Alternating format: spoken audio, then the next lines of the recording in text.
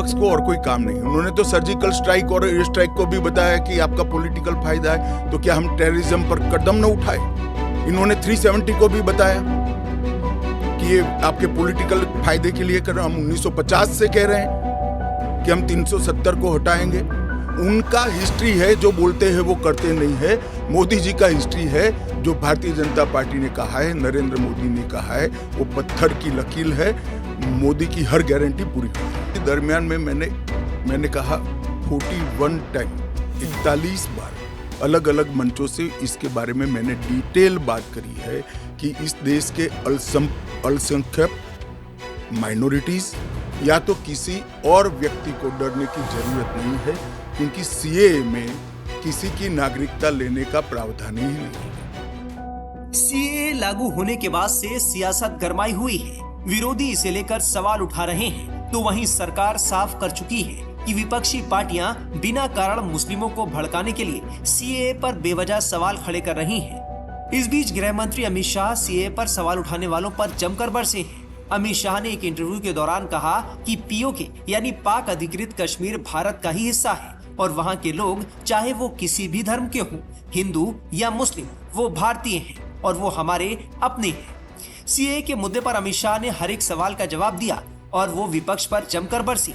CAA के दायरे से मुसलमानों को बाहर रखने के बारे में पूछे जाने पर गृह मंत्री ने कहा कि सभी 3 देशों को इस्लामिक राज्य घोषित किया गया है और मुसलमानों को वहां उत्पीड़न का सामना नहीं करना पड़ सकता है। मुस्लिम आबादी के लिए ही वो हिस्सा आज भारत का भाग नहीं है। वो भूमि इसीलिए दे दी गई थी। फिर तो हर देश से अव्यवस्था से जो आना चाहिए, इसके लिए भारत के दरवाजे खोल लो। भारत कहां बचता है?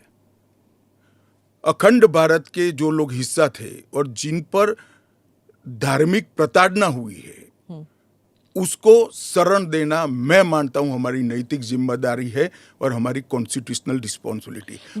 और स्मिता जी, आप आंकड़े की गहराई में जाइए। जब विभाजन हुआ तब पाकिस्तान में 23% हिंदू थे, हिंदू और सिख थे। आज 3.7% बच गए। कहाँ गए सारे?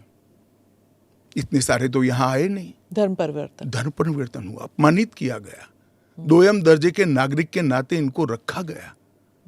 कहाँ जाएंगे ये लोग? क्या देश इसका विचार नहीं करेगा? देश की पार्लियामेंट इसका विचार नहीं करेगी?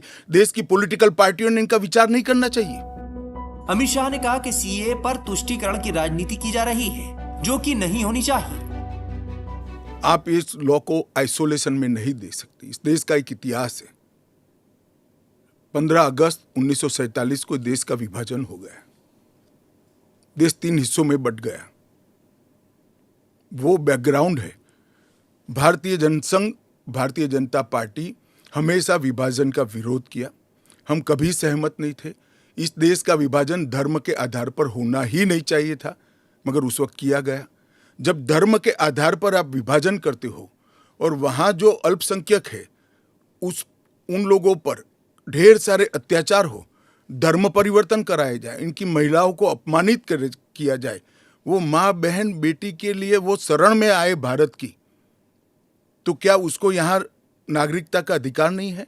और स्वयं कांग्रेस के नेताओं ने आज़ादी के वक्त सैकड़ों भाषणों में कहा है कि अभी मारकाट चल रही है, अभी जहाँ है वहाँ रह जाइए, बाद में जब कभी भी भारत में आएंगे आपका स्वागत है। परंतु बाद में इलेक्टोरल पॉलिटिक्स चालू हुई, वोट बैंक की राजनीति चालू हुई। अपीसमेंट के कारण वो वादा कांग्रेस पार्टी ने कभी पूरा नहीं किया, जो आज नरेंद्र मोदी पूरा कर रहे हैं। यही नहीं, अमित शाह ने ममता बनर्जी पर हमला बोलते हुए कहा कि वो उनसे अपील करते हैं कि राजनीति करने के लिए कई और मुद्दे भी हैं। कृपया बांग्लादेश से आने वाले बंगाली हिंदुओं का विरोध ना करें, आप भी एक बंगाली हैं।